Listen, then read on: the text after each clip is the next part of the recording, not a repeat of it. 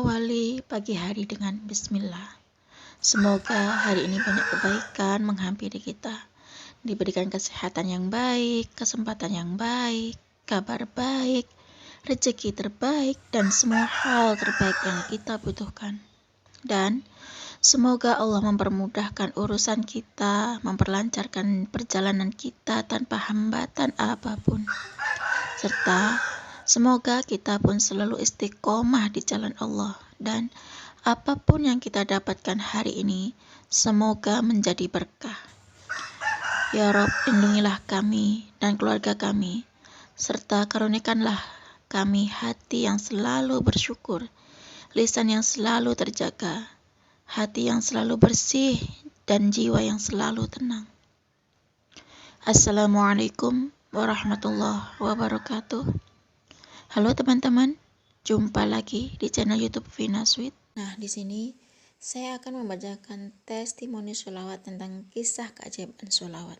Kalau saya menyebutnya ini bukan testimoni sholawat ya, tapi ini pertanyaan seputar sholawat ya teman-teman.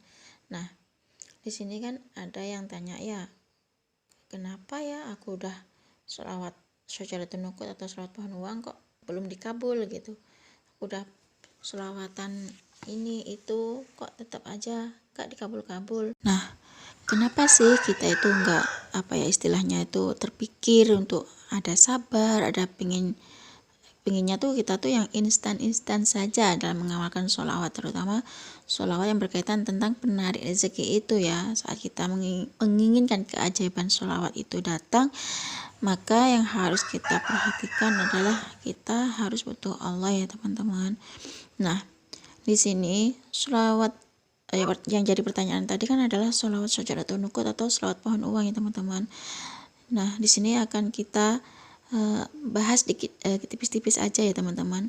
Sholawat Syajaratul Nuqut atau sholawat pohon uang ini adalah sholawat yang diijazahkan oleh Habib Segaf bin Mahdi ya teman-teman, yang mana yang harus dibaca setelah sholat isya sebanyak 400 kali ya teman-teman, minimal tuh 400 kali ya teman-teman. Nah gini ya teman-teman, terkadang kita tuh dalam diri kita tuh kepingin sekali sesuatu itu yang dicapai secara instan atau cepat ya teman-teman. Kita tuh nggak berpikir segala sesuatunya tuh dalam diri kita tuh memang butuh proses ya teman-teman. Pada hakikatnya hidup di dunia ini kan ada proses yang mana kita tidak bisa mendapatkan sesuatu tanpa proses itu, alias tidak ada usaha sama sekali ya teman-teman.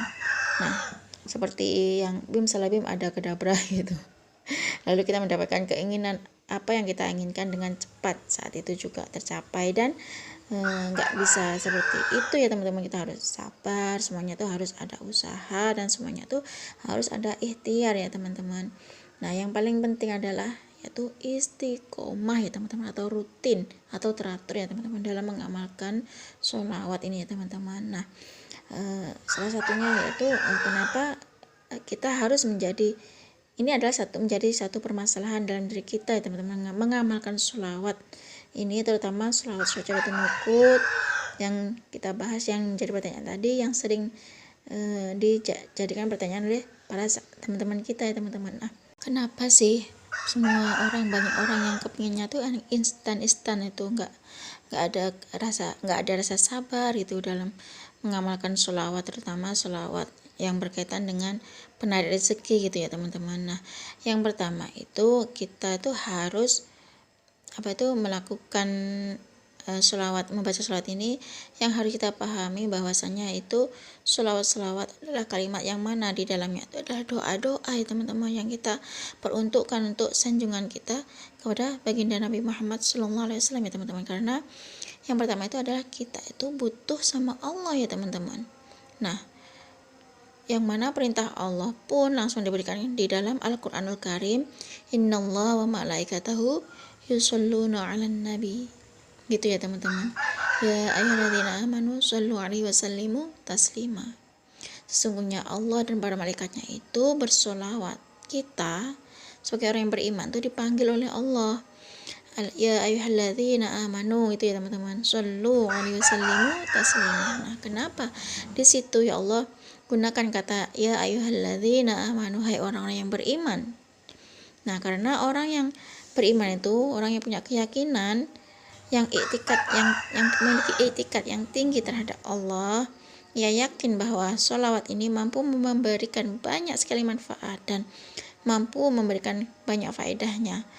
Allah panggil hanya orang yang berimanlah yang bisa dan mampu mengucapkan dan mengamalkan amalan sholawat kepada Nabi Muhammad SAW.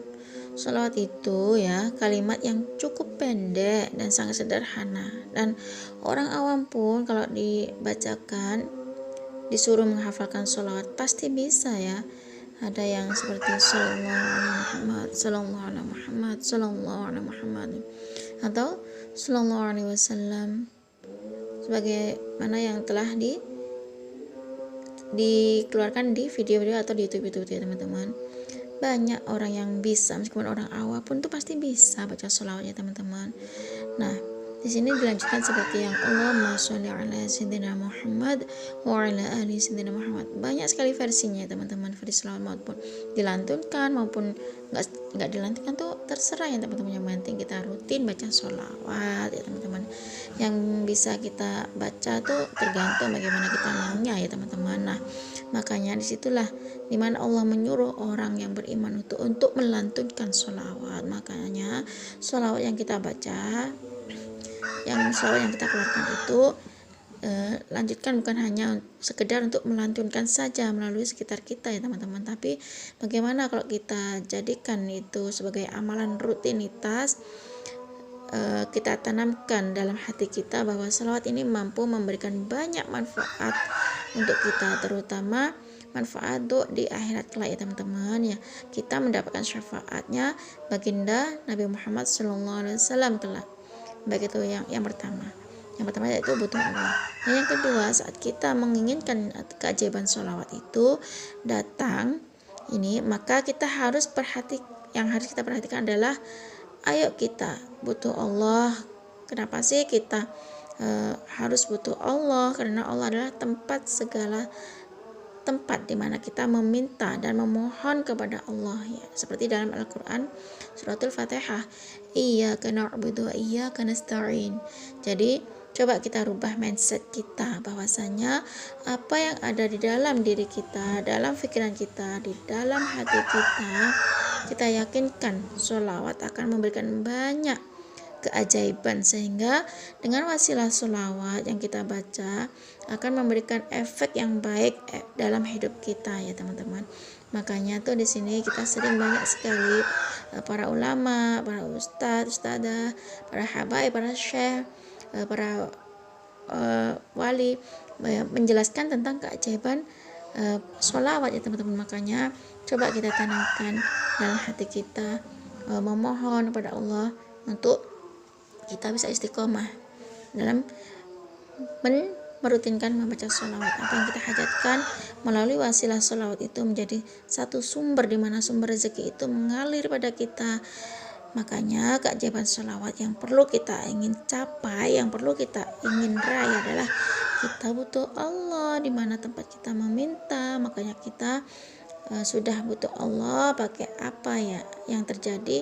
Allah, kalau orang yang tidak membaca sholawat, maka Allah akan membiarkan orang tersebut dan Allah akan menyepelekan orang yang tersebut, dan hidupnya itu menjadi terlantar ya teman-teman. Karena di situ sudah dijelaskan banyak sekali pembahasan bagaimana kita harus dekat dengan Allah, bagaimana kita harus banyak bertakarrub kepada Allah Subhanahu wa taala, sehingga kita menjadi hamba yang sentiasa disayang oleh Allah Subhanahu wa taala, dan kita sentiasa harus terus dan berdoa, harus terus membaca sholawat dan berdoa kepada Allah sebagai hamba Allah yang butuh kepada Allah. Makanya insya Allah apa yang menjadi hajat kita, apa yang menjadi maksud dan tujuan kita berkat keajaiban sholawat akan kita raih, yaitu kita akan diberikan kelancaran dalam segala urusan kita ya teman-teman. Dan yang ketiga, setelah kita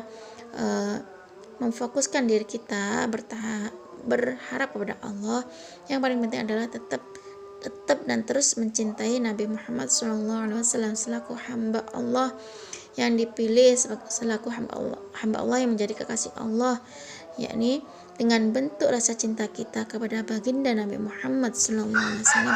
Jangan pernah bosan ya teman-teman untuk membaca sholawat, untuk melantunkan sholawat, untuk mengamalkan sholawat kepada beliau baginda Nabi Muhammad SAW. Minimal ya kita bisa